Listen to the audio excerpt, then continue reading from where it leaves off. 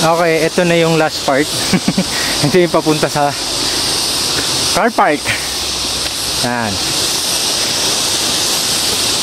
Ewan ko kung anong mas mataas, ito yun o yung Kilawang Ud dun paakyat. Makapagod din actually galing kami ng Kuya Po,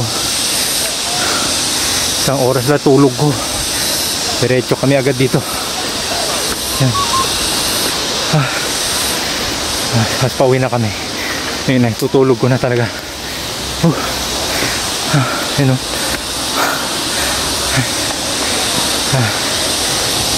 Ang sabi, ang style daw sa pag-akyat, huwag niyong bibiglain.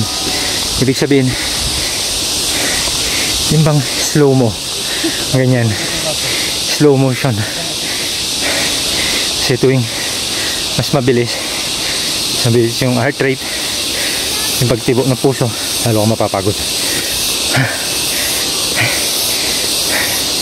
Ay, dali! Dali!